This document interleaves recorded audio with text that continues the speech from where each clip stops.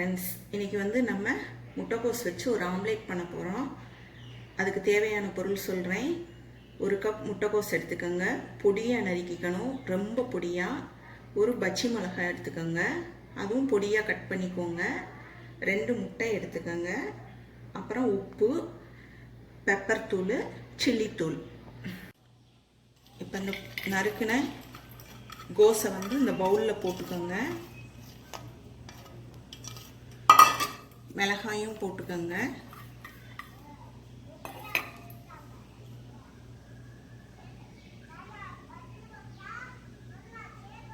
உப்பு போட்டுக்கோங்க, எவ்வளோ உப்பு போடுங்க. பெப்பர் தூள் 1/2 ஸ்பூன் போட்டுக்கோங்க. சில்லி தூள் 1/2 ஸ்பூன் போட்டுக்கோங்க. சின்ன ஸ்பூனில் நல்லா கலக்கி விட்டுக்கணும். நல்லா மிக்ஸ் பண்ணிக்கோங்க.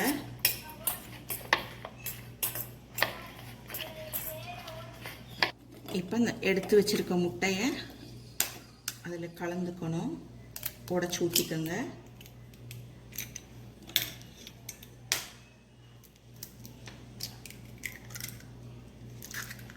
ஊற்றிட்டு நல்லா மிக்ஸ் பண்ணணும்.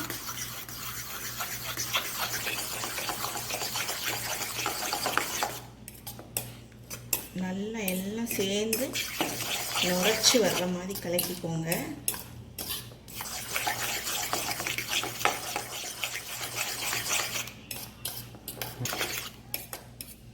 இதை ஈவினிங் டீ டைம் ஸ்நாக்ஸாக கூட சாப்பிட்டுக்கலாம். சாஸ் வச்சு சாப்பிடுங்க, ரொம்ப டேஸ்ட்டாக இருக்கும். நல்லா அந்த நுரை வர்ற மாதிரி கலக்கிக்கோங்க. ஃபோர்க் வச்சு கலக்குங்க. ஸ்டவ் ஆன் பண்ணிக்கோங்க. அதில் ஒரு கடாய் வச்சுருங்க. இந்த மாதிரி பேன் வச்சுக்கோங்க.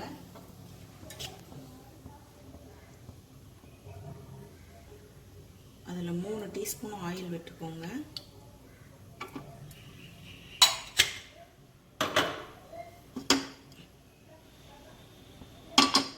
டீஸ்பூன் ஆயில் விட்டுக்கோங்க. நல்லா இந்த மாதிரி வந்திருக்கணும். உரைச்சி வர்ற அளவுக்கு கலக்கிக்கோங்க.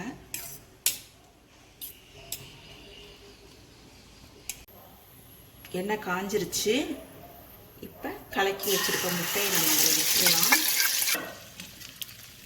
இப்போ அதை நல்லா கொஞ்சம் ஸ்ப்ரெட் பண்ணி விட்டுட்டு மூடி போட்டு மூடி வச்சுருங்க. லோ ஃப்ளேமில் வச்சுருங்க. இப்போ 2 மினிட்ஸ்க்கு அப்புறம் வெந்திருக்கும். அதில் ஒரு தட்டை இப்படி வச்சு திருப்பிக்கோங்க. அப்படியே திருப்பிக்கோங்க. அப்புறம் திரும்பவும் அப்படியே வச்சு வச்சுக்கோங்க. தட்டை வச்சு மூடி திருப்புங்க. கையில் பட்டுரும், பார்த்து, சூடாக இருக்கும். இப்போ ஸ்டவ் ஆஃப் பண்ணிவிட்டு வெந்திருக்கும். அப்படியே திருப்பிக்கோங்க. ரெடி ஆயிடுச்சு